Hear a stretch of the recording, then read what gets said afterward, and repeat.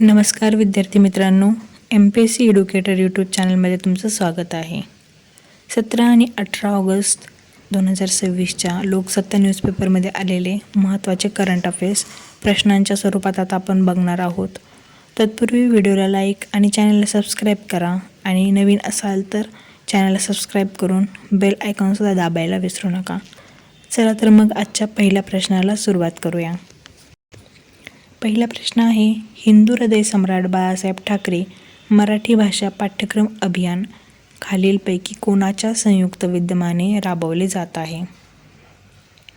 ए. परिवहन विभाग, बी. राज्य मराठी साहित्य संघ, सी. कोकण मराठी साहित्य परिषद. तर याचं उत्तर आहे ए, बी, सी सर्वच. हे तीनही विभाग जे आहेत त्यांच्या संयुक्त विद्यमानाने हिंदू हृदय सम्राट बाळासाहेब ठाकरे मराठी भाषा पाठ्यक्रम अभियान राबवलं जात आहे. याच्याबद्दल आपण यापूर्वीसुद्धा काही व्हिडिओमध्ये माहिती घेतलेली आहे. प्रश्न क्रमांक दुसरा आहे, भारतीय जनता पक्षाचे पहिले पंतप्रधान म्हणून कोणाचा उल्लेख केला जातो? ए. लालकृष्ण अडवाणी, बी. अटल बिहारी वाजपेयी, सी. नरेंद्र मोदी, डी. मुरली मनोहर जोशी. तर याचं उत्तर आहे अटल बिहारी वाजपेयी.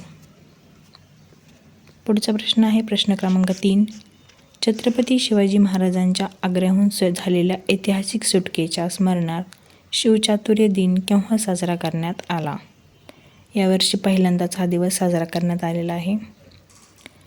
ए. 15 August, B. 16 August, C. 17 August, D. 18 August. तर याचं उत्तर आहे 17 ऑगस्ट.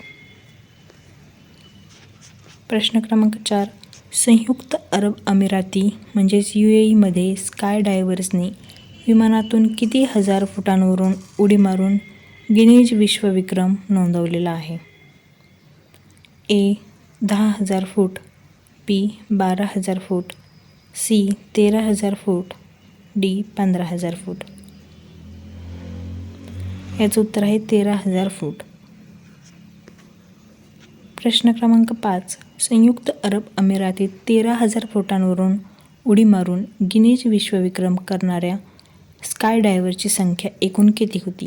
म्हणजे एकूण किती स्काय डायव्हर्सने हा विक्रम नोंदवलेला आहे? ए. 50, बी. 65, सी. 75, डी. 100. याचं उत्तर आहे 65. प्रश्न क्रमांक 6, भारतरत्न अटल बिहारी वाजपेयी यांचा स्मृतिदिन खालीलपैकी कोणत्या तारखेला असतो? ए आहे 16 ऑगस्ट, बी. 25 डिसेंबर, सी. 25 ऑगस्ट आणि डी. 14 ऑगस्ट. याचं उत्तर आहे 16 ऑगस्ट. प्रश्न क्रमांक 7, महाराष्ट्र अमृतकाल रस्ते विकास योजनेअंतर्गत राज्यातील किती किलोमीटर लांबीचे राज्यमार्ग व प्रमुख जिल्हा मार्ग उन्नत करण्याचे उद्दिष्ट निश्चित करण्यात आले आहे? A. 40,000 kilometre, B. 50,000 kilometre, C. 60,000 kilometre, D. 75,000 kilometre. याचं उत्तर आहे 60,000 किलोमीटर. प्रश्न क्रमांक 8 आहे, महाराष्ट्र अमृतकाल रस्ते विकास योजनेसाठी कोणत्या आंतरराष्ट्रीय वित्तीय संस्थांकडून प्रत्येकी 1,000 दशलक्ष डॉलरचे अर्थसहाय्य मिळणे प्रस्तावित किंवा निश्चित आहे? ए. आशियाई पायाभूत गुंतवणूक bank, B. New Development Bank, C. जागतिक बँक. तर याचं उत्तर आहे ए आणि बी. म्हणजेच जी आशियाई पायाभूत गुंतवणूक बँक आहे त्याचीच बँक आहे न्यू डेव्हलपमेंट बँक. तिच्यातर्फे हे 1 दशलक्ष डॉलरचं अर्थसहाय्य दिलं जाणार आहे. जागतिक बँकेचा याशी काही संबंध नाही आहे. प्रश्न क्रमांक 9, महाराष्ट्र अमृतकाल रस्ते विकास योजनेचा अधिकृत कालावधी खालीलपैकी कोणता निश्चित करण्यात आला आहे? पर्याय ए. 2023-34, 2025 ते 47, सी. 2024 ते 35 आणि डी. 2026 ते 50. तर याचं उत्तर आहे 2025 ते 2047. पुढचा प्रश्न आहे 10, India 2020 a vision for the new millennium हे पुस्तक कोणाचे आहे?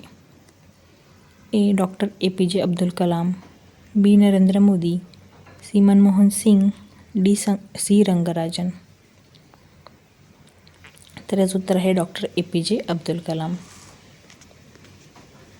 प्रश्न क्रमांक 11 आहे, भारताचा अमृतकाल म्हणून कोणता कालावधी मानला जातो? ए. 2015 ते 2039, बी. 2022 ते 47, सी. 2020 ते 50, डी. 2025 ते 47. तर याचं उत्तर आहे 2022 ते 47. प्रश्न क्रमांक 12, विकसित भारत 2047 या ध्येयाअंतर्गत भारताची अर्थव्यवस्था 2047 पर्यंत किती ट्रिलियन डॉलरपर्यंत पोहोचवण्याचे लक्ष्य ठेवण्यात आले आहे? पर्याय ए. 10 ते 15 ट्रिलियन डॉलर्स, बी. 20 ते 25 ट्रिलियन डॉलर्स, सी. 30 ते 40 ट्रिलियन डॉलर्स आणि डी. 50 trillion dollars.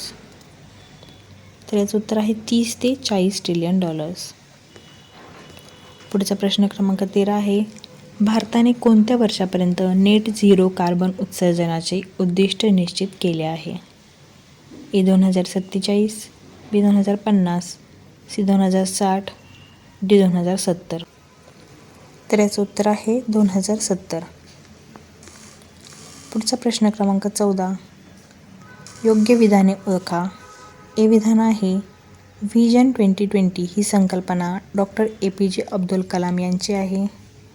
बी आहे, विकसित भारत 2047 ही संकल्पना पंतप्रधान नरेंद्र मोदी यांची आहे. सी आहे, देशाचे मुख्य आर्थिक सल्लागार व्ही. अनंत नागेश्वरन हे आहेत. तर याचं उत्तर आहे सर्व विधानं बरोबर आहेत. प्रश्न क्रमांक 15, विकसित भारतासाठी बँकिंग या विषयावर स्थापन केल्या जाणाऱ्या उच्चस्तरीय समितीचा मुख्य उद्देश कोणता आहे?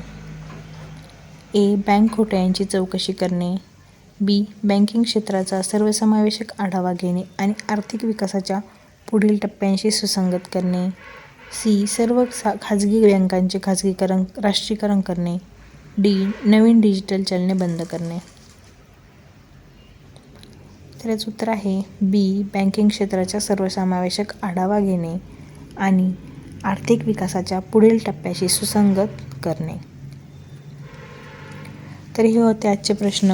ही माहिती तुम्हाला कशी वाटली कमेंटमध्ये नक्की कळवा. व्हिडिओला लाईक आणि चॅनलला सबस्क्राईब करायला विसरू नका. धन्यवाद.